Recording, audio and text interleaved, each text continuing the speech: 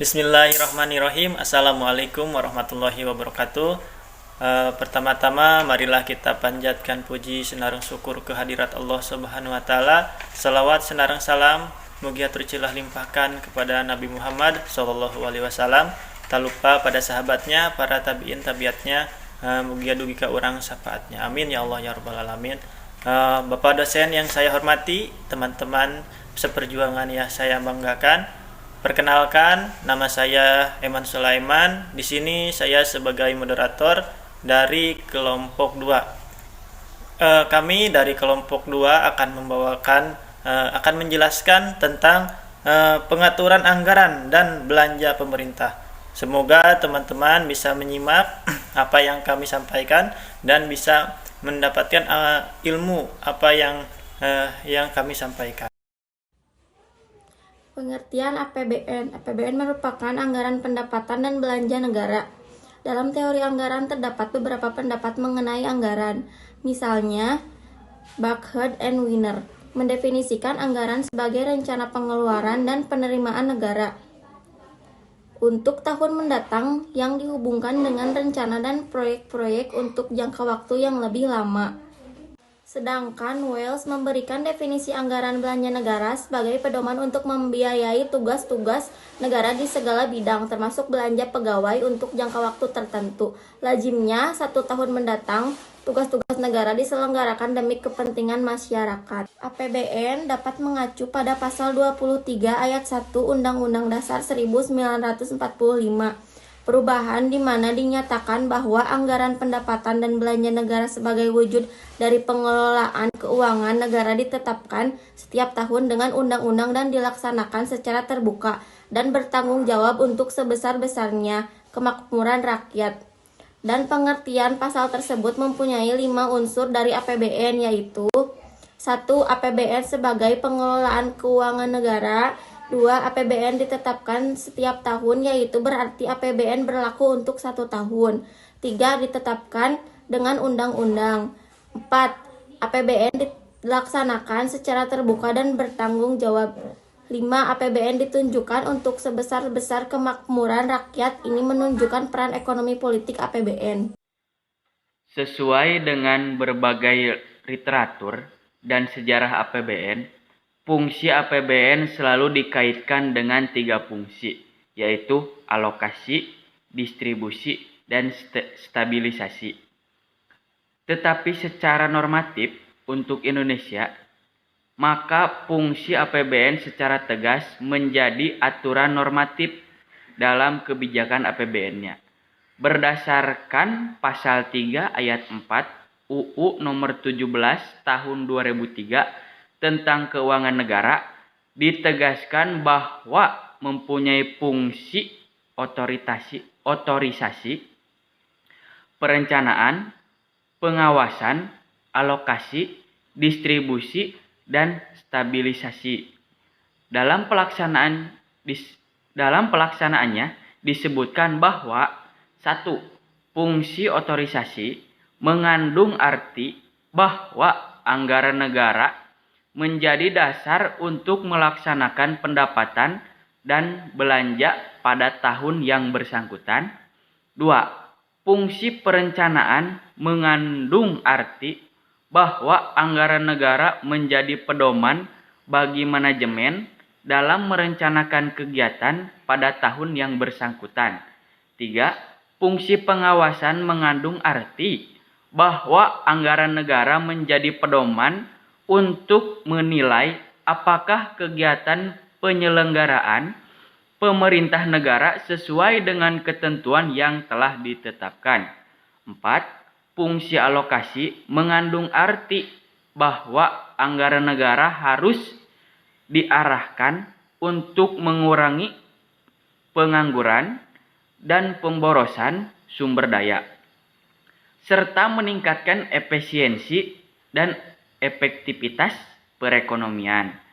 5. Fungsi distribusi mengandung arti bahwa kebijakan anggaran negara harus memperhatikan rasa keadilan dan kepatutan. Nomor 6. Fungsi stabilisasi mengandung arti bahwa anggaran pemerintah menjadi alat untuk memelihara dan mengupayakan keseimbangan fundamental perekonomian. Selanjutnya, ruang lingkup anggaran pendapatan dan belanja negara. Anggaran pendapatan dan belanja negara atau yang sering kita sebut APBN mencakup seluruh penerimaan dan pengeluaran. Penerimaan berasal dari perpajakan maupun non-perpajakan, yang di dalamnya termasuk hibah yang diterima oleh pemerintah. Jika terjadi defisit atau pengeluaran lebih besar dari penerimaan, maka dicari pembiayaannya baik yang bersumber dari dalam negeri maupun dari luar negeri. Seluruh penerimaan dan pengeluaran tersebut ditampung dalam satu rekening yang disebut rekening Bendaharawan Umum Negara atau BUN di Bank Indonesia. Dan pada dasarnya semua penerimaan dan pengeluaran pemerintah harus dimasukkan dalam rekening tersebut. Sebagai pengecualian, pemerintah membuka beberapa rekening khusus Bank Indonesia atau bank pemerintah karena terdapat alasan-alasan sebagai berikut. Yang pertama, untuk pengelolaan pinjaman luar negeri untuk proyek tertentu sebagaimana disyaratkan oleh pemberi pinjaman. Yang kedua, untuk mengadministrasikan dan mengelola dana-dana tertentu seperti dana cadangan, dana pinjaman, dan dana deposito. Yang ketiga, mengadministrasikan penerimaan dan pengeluaran lainnya yang dianggap perlu untuk dipisahkan dari rekening BUN, di mana suatu penerimaan harus digunakan untuk tujuan tertentu. Terkait dengan pengelolaan APBN, semua penerimaan dan pengeluaran harus tercakup dalam APBN. Dengan kata lain, pada saat pertanggungjawaban APBN, semua realisasi penerimaan dan pengeluaran dalam rekening-rekening khusus harus dikonsolidasikan ke dalam rekening BUN. Semua penerimaan dan pengeluaran yang telah dimasukkan dalam rekening BUN, yaitu penerimaan dan pengeluaran yang on budget. Yang selanjutnya, APBN sebagai suatu rencana keuangan. APBN sebagai suatu rencana keuangan mengandung arti bahwa pemerintah mempunyai perencanaan terhadap pengeluaran dan penerimaan untuk membiayai kepentingan negara ataupun pengelolaan pemerintahan. Dalam perencanaan keuangan ini bisa saja pengeluaran direncanakan setinggi-tingginya ataupun serendah-rendahnya. Dalam merencanakan pengeluaran tersebut akan dibarengi dengan perencanaan perkiraan pendapatan dapat dihimpun. Dan dalam pengelolaan APBN yang sudah maju, kemudian di Indonesia diadopsi dalam Undang-Undang Nomor 17 Tahun 2003 tentang Keuangan Negara, maka dalam penyusun rencana keuangan sudah memasukkan perkiraan maju 3 tahun ke depan.